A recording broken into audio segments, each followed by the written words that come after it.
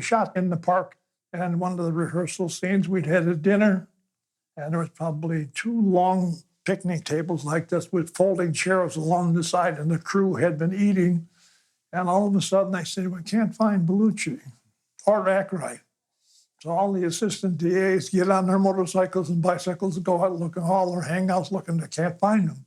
So we're waiting 2 or 3 hours. Finally, out of nowhere, we hear a car horn, honk, honk, honk, honk, honk, honk.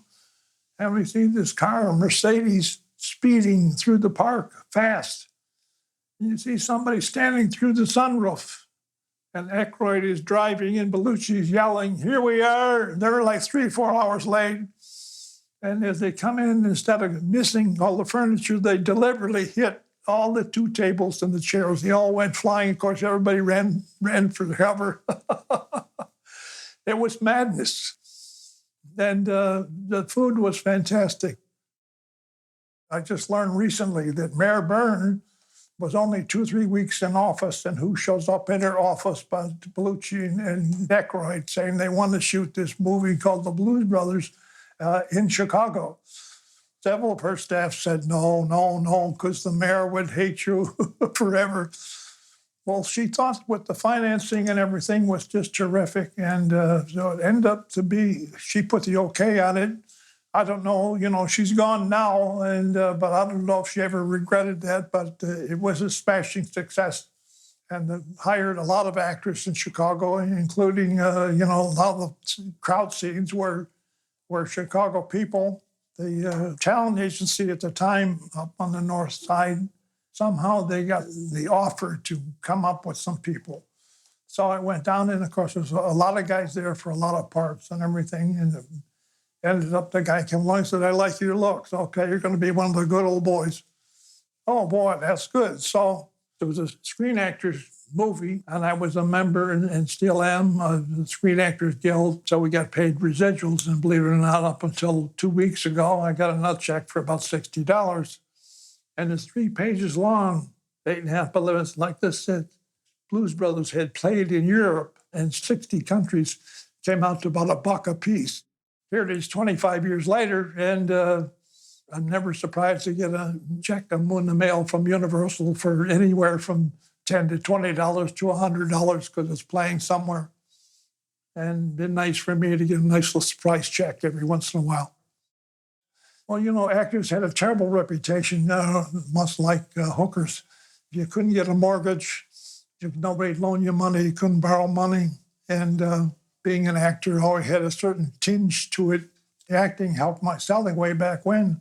I sold printing paper. I failed typing in high school, and I said, you're not going to graduate. I said, what? Children Tech on the south side, all-boys school at the time. And they said, you're not going to graduate. You got to put another class. And finally, the superintendent comes along and says, we're short some people in the print shop. So I got out of the print shop end and ended up selling printing papers for 32 years.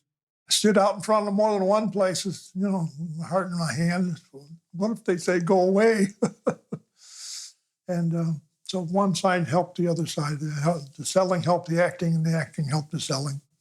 I carried change of clothes and the thing, and a cowboy hat and jeans and some other things. If I got an audition, they never give you much time. It's either tomorrow or today. And if you don't answer in 6 hours, you're dead in the water. Show up the next day, they're shooting already. So that's a struggling part of the working actor. There's only 4 agents in town that hire. And I see, let's say, 2 of the 4 on a regular basis. I have never gone on the computer for that TikTok, but that has been such a smashing success, or whatever it is. But the jobs and actors and singers and actors have gotten jobs out of being on that show or on that network or whatever it's called. Our last audition was about 6 months ago. The actual job was shot in Wrigley Field. It turns out that one of the major singers, I don't remember his name, a guitar man, he writes music and everything, his father pitched for the Cubs. So I looked like him without the beard. So they forced me to shave off the beard. And we showed up at Cubs Park like in March, it's cold, and shot a bunch of video there for his music commercial. I worked with Will Ferrell on his movie The Stranger Infection. It was a bit of a hit. I worked with Joe Mantegna in Ferris Bueller. Ferris Bueller's mother sold real estate.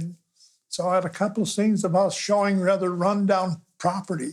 And so surely that would be in there. And I showed up for the premiere over at AMC and so forth, and they cut it out. They cut the 3 scenes anyway. But the movie was, I think, more successful financially than Blues Brothers was. Still played a lot. I'd have made more money off of that just for 2 or 3 scenes in it, So, but anyway, it's a job, and you gotta have some audition material.